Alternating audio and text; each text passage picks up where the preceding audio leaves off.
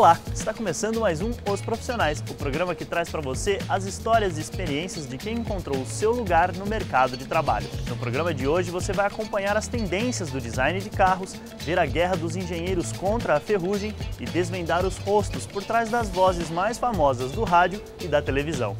Quer ser um verdadeiro profissional? Então este é o seu programa.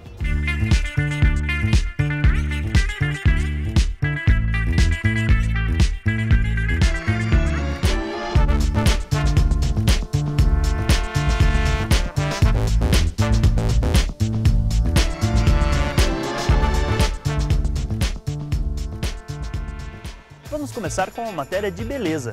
Antes eles eram mais quadrados, grandes e beberrões.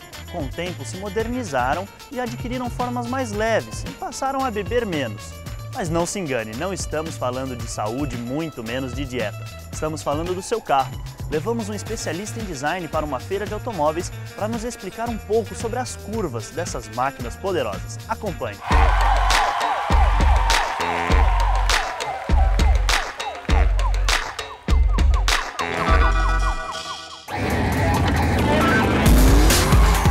Para os apaixonados, os carros há muito tempo deixaram de ser apenas um meio de transporte. São objetos de desejo. E é assim desde que inventaram essa máquina sobre 4 rodas.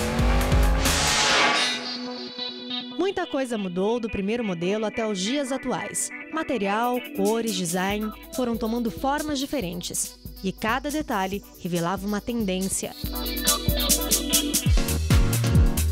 E foi exatamente isso que conferimos na principal vitrine da indústria automobilística na América Latina, o Salão do Automóvel.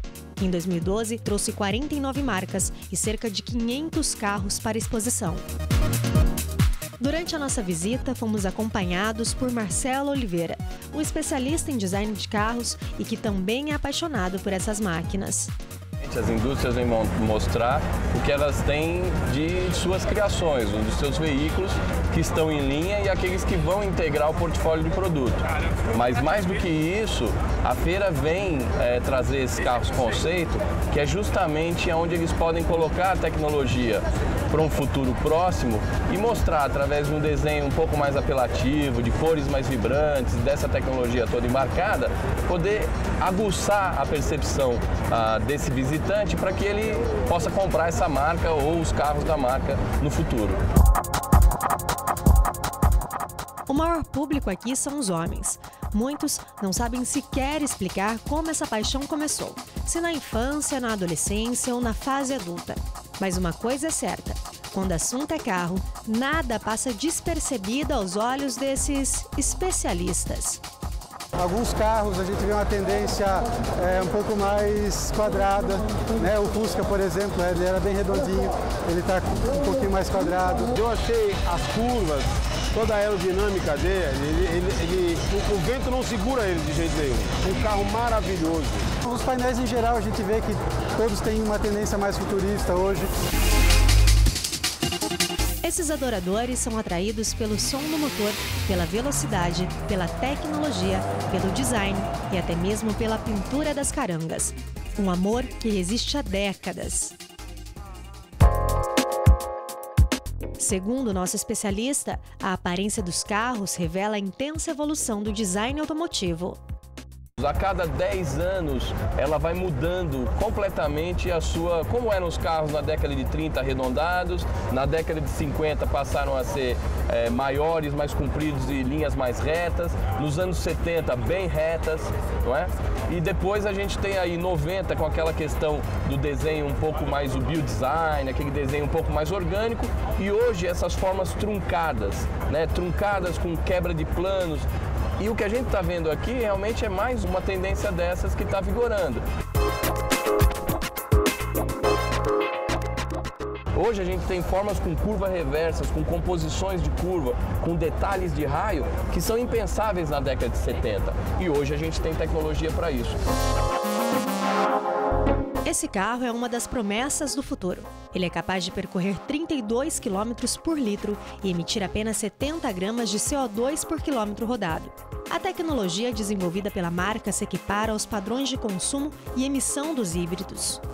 Ele vem trazer inovações com relação ao peso. Eles reduziram o peso do veículo e trabalharam com a aerodinâmica, melhoraram a aerodinâmica do carro. Vai ser comum carros como esse, um pouco mais sustentáveis, um pouco mais bem pensados.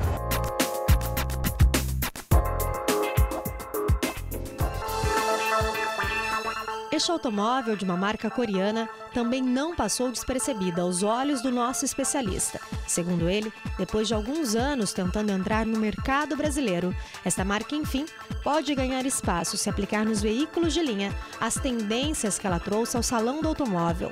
A grade e os faróis, eles adotam postura de animais. Então você tem ali um tigre, você tem um lince, você tem o olhar de matador, de caçador. Outra coisa é o pneu com um aro muito grande, tem linhas agressivas, tem a área do vidro muito pequena. Quando você tem pouca área de vidro, você ganha esportividade no carro. O evento apresentou automóveis para todos os gostos e bolsos. E no quesito esportivo, um automóvel ganhou espaço no salão. Claro, pela proposta que a marca alemã trouxe, mas principalmente depois que um dos ícones do futebol brasileiro resolveu fazer um test drive. Esse carro ele é inovador na questão do material. Ele usa uma liga de duro alumínio e esses painéis são estampados em alumínio. O carro com alumínio ele chega a 30% em redução de peso. Ele tem a capota recolhe dentro dele e aí o carro pode alçar velocidades aí até 300 km por hora. Será? Não resisti e resolvi testar a potência dessa máquina.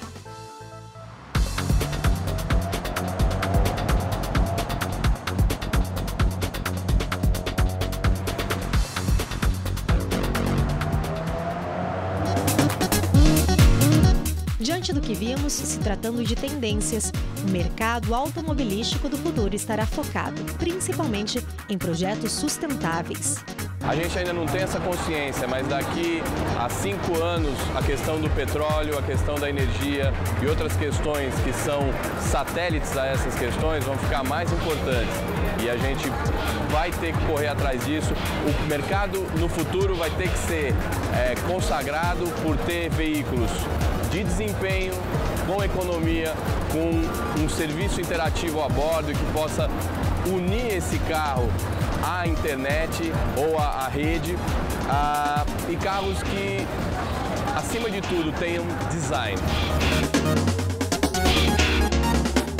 Com tanta tecnologia embarcada, a cada novidade foi possível ver o brilho nos olhos dos apaixonados. O que nos levou a ter a certeza de que, além de projetos que favoreçam o meio ambiente, o relacionamento entre homem e máquina continua feliz e duradouro.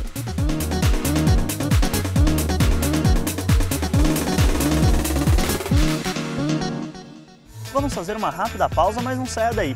No próximo bloco você vai descobrir mais sobre o pesadelo de muitas construções, a ferrugem. O Sinal da TV Digital já está no ar aqui na casa da família Bueno. E eles não precisaram pagar assinatura para ver. Eles têm aquelas TVs que já vêm com conversor digital no próprio aparelho. Foi difícil pegar o sinal da TV Digital? Nada, só instalei uma antena UHF, conectei e pronto. E a qualidade de imagem e som? É alta definição. Parece cinema. É um cinemão. Sinal da TV Digital. É pra você. É de graça. É bom de ver. Suas ideias têm futuro. Empreender, parcerias, inovação, ideias, recursos financeiros, plano de negócios. Se você tem uma ideia de negócios ou se já possui uma empresa, a incubadora de empresas Mackenzie poderá ajudar no seu desenvolvimento. Não perca esta oportunidade. Venha nos conhecer.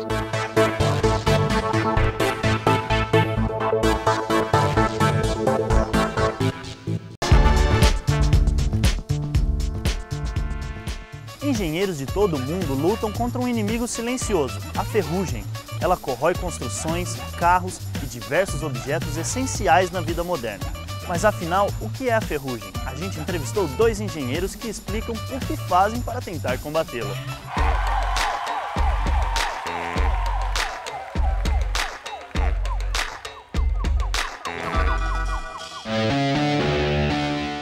ferro mudou a história da humanidade.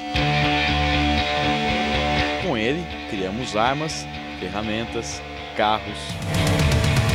Usamos o ferro há mais de 3.000 anos, mas junto com ele, tivemos que aprender também a conviver com ela.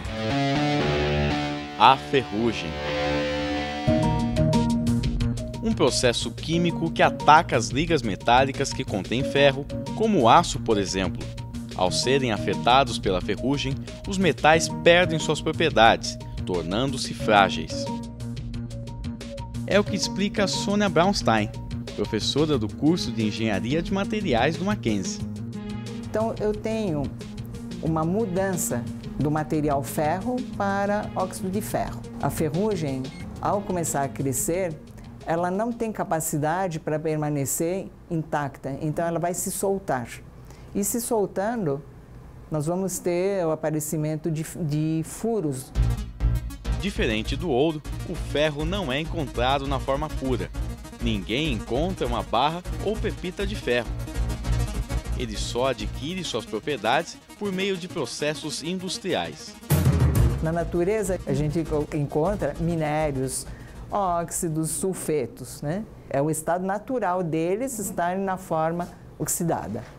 Pode parecer estranho, mas é isso mesmo. Quando o ferro enferruja, ele simplesmente está voltando para a sua condição natural. É por isso que é tão difícil combater a ferrugem. Basta o ferro entrar em contato com o ar ou com algum elemento ácido para começar a se oxidar. Os engenheiros de materiais combatem a ferrugem adaptando novos materiais e técnicas aos processos de fabricação. Os automóveis modernos, por exemplo, são pintados com tintas mais resistentes e usam cada vez menos peças metálicas. Com a adição do crômio, o aço se torna mais resistente à corrosão. É o aço inoxidável. Outra solução é criar revestimentos que protegem as ligas metálicas. É o que acontece com a galvanização, por exemplo. A camada de zinco que a gente coloca na galvanização, ela protege o ferro, ela mesma se oxida no lugar do ferro. Mas e quando a ferrugem já afetou o metal? O que se pode fazer? Um prédio pode parecer uma construção indestrutível, mas o concreto armado que sustenta construções como essas exige aço, muito aço. E como o aço é uma liga metálica de ferro, ele se torna um alvo perfeito para a ferrugem. Alexandre Tomazelli é professor do Mackenzie e dono de uma empresa de tecnologia de construção. Ele é constantemente chamado para avaliar danos causados pela ferrugem em construções. Se meu dedo é uma barra, a corrosão vai fazer ele ficar 8 vezes maior. O concreto ele não resiste à tração, por isso que ele rompe. Aí a armadura fica exposta. A armadura ficou exposta, aí o processo é muito mais rápido. As pirâmides do Egito são um dos mais antigos patrimônios da humanidade.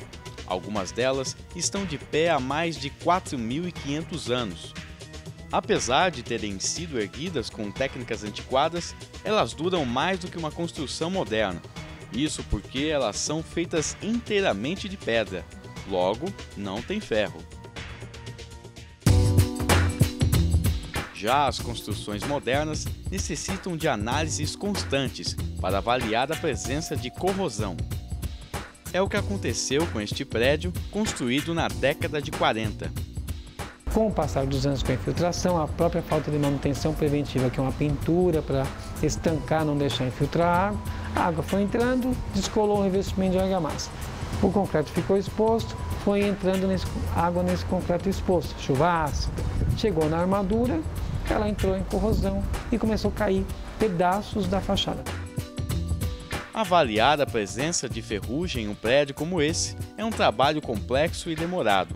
Imagine só analisar um prédio com vários andares. Descer um cordeiro com martelinho, ver os pontos que estão ocos ou com som cavo, são indícios de que a massa está soltando o emboço e se o local onde está oco for onde a base da estrutura, é indício que a estrutura está doente.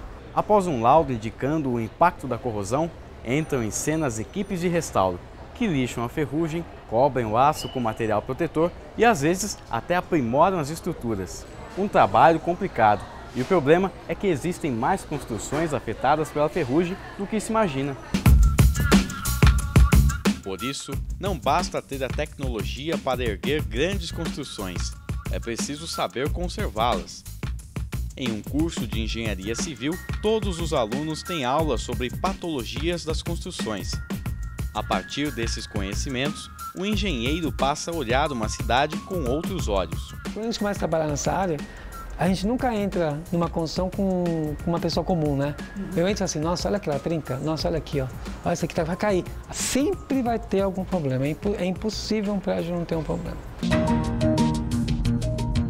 Um prédio pode não ter a durabilidade de uma pirâmide, mas se depender de gente como Sônia e Alexandre, a ferrugem não terá descanso.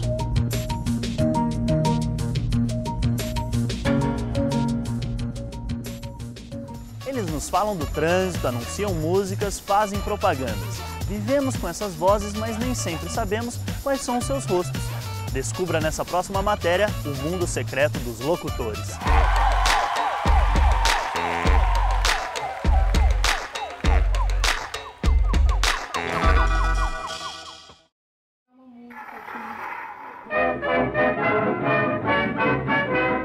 O rádio sempre foi uma paixão nacional. Nós somos as cantoras do rádio, levamos a vida a cantar. Desde o seu nascimento, nos anos 20, ser locutor é um sonho para vários jovens que idealizam a fama. Hoje é possível ouvir rádio em inúmeras plataformas diferentes. Com o passar do tempo, essa tecnologia se desenvolveu e já está nos tablets, smartphones e nos carros de várias pessoas. E com a queda dos preços do maquinário, está bem mais fácil montar uma rádio no país. Prova disso é o fenômeno das rádios na internet. Nos últimos 12 anos, o número de estações de rádio no Brasil dobrou. Segundo a Associação de Emissoras, existem mais de 2.600 estações radiofônicas no país. Com isso, o mercado que está crescendo é o do profissional de locução. Não é só uma paixão, é uma forma que você tem também de estar trabalhando dentro de um mercado onde você tem o seu trabalho reconhecido por parte dos seus ouvintes e telespectadores. Eu parto do princípio que o ato de se comunicar se torna uma paixão quando você tem as suas ideias e as suas formas de pensar multiplicada para as pessoas. No Brasil, o rádio começou a sua história em 1922, mas foi na década seguinte que ele teve a sua era de ouro. Chegou à suntuosa residência de Graziela Garcia. A Rádio Nacional encantou aquela geração com seus programas de auditório. Vários profissionais disputavam espaço para mostrarem o seu talento na emissora. O seu repórteraço. Aqui fala o seu repórteraço, testemunha ocular da história. Hoje, trabalhar no rádio continua a ser um sonho. Além disso, o locutor pode trabalhar com narração de vídeos publicitários, vinhetas e documentários. Vamos fazer um rápido teste. Será que você reconhece alguma dessas vozes? Onde jogam os campeões da Europa, você terá toda a tecnologia ao alcance das suas mãos. Não importa o esporte. Os campeões passam por aqui. Qual país no mundo tem verão o ano inteiro e uma cultura tão rica? Ninguém nasce pronto, nasce feito. Eu mesmo, a cada dia, penso em fazer uma voz assim, uma voz assado, tentar burilar a minha interpretação. A leitura é fundamental, né? A leitura é fundamental. Por que não a leitura em voz alta também? Numa forma particular, dentro do seu quarto. Desafio Radical no Monte Fuji. Direto da terra dos contos de fada. Uma tela de pintura de verdade. Próxima estação, Trianon MASP. Já passou um pouco o tempo de que locutor tinha aquele vozeirão, aquela voz bonita. Eu acho que é mais gostar de se comunicar, saber se comunicar, prestar atenção na fala, de repente ter um cuidado, um acompanhamento de fonoaudiólogo, porque às vezes a gente não percebe, mas tem alguns vícios de linguagem ou algum problema na voz que pode ser corrigido. E como você está falando no ar, né? Tá usando a sua voz profissionalmente, eu acho que tem que ter esse tipo de cuidado da saúde da voz. Douglas Araújo é radialista e professor de locução esportiva. Para ele, dar ao aluno uma visão de mercado é sempre necessário.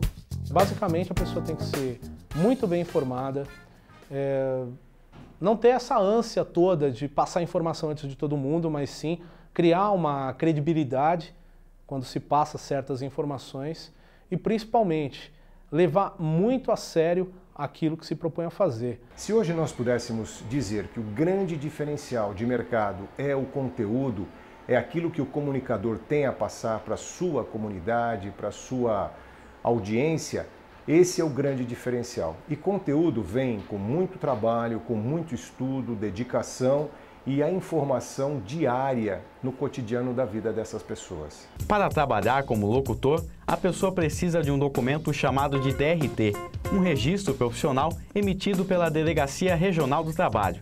É necessário fazer um curso técnico que dura em média de 5 a 12 meses. E em São Paulo, existem 2 escolas que oferecem a formação, o SENAC e a Rádio Oficina. O piso salarial do locutor no estado de São Paulo não é muito animador. Em cidades com mais de 800 mil habitantes, o valor do salário não fica abaixo dos R$ 800. Com menos de 800 mil habitantes, R$ 645. Já na capital paulista, o valor chega a R$ 910. Mas não se desespere. A carga horária máxima de trabalho do locutor é de 5 horas e ele tem tempo disponível para se dedicar a outras atividades, como trabalhos na publicidade, vídeos institucionais e apresentação de eventos. Se você realmente sonha com a carreira de locução, o segredo é não desistir. Muitas empresas podem até fechar a porta para você no começo, até os melhores profissionais de hoje já passaram por isso. Mas se a sua paixão pela profissão for maior, a sua persistência vai te ajudar a ser um locutor de sucesso. Eu conheço poucas pessoas que caíram de paraquedas nisso aqui. Acho que todo mundo que é locutor quis ser locutor ou se descobriu locutor.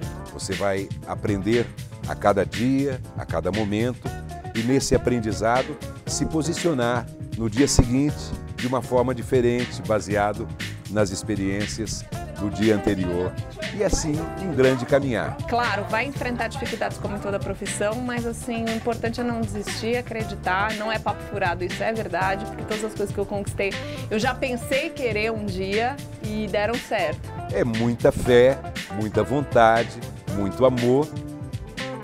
A camisa, a sua própria camisa, do jeito que você ama seu time de futebol. Você tem que ser um apaixonado pelo seu trabalho.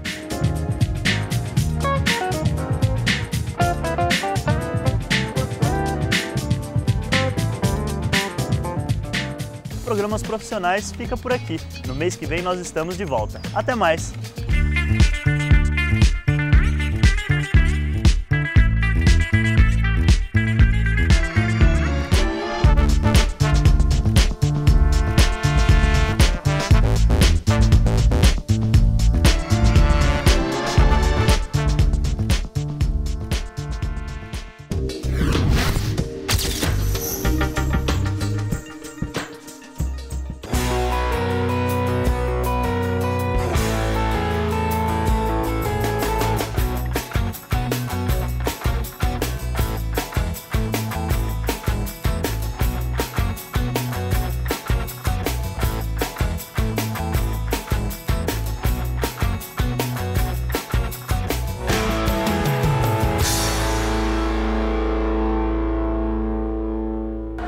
considerar que vivemos num mundo pouco competitivo.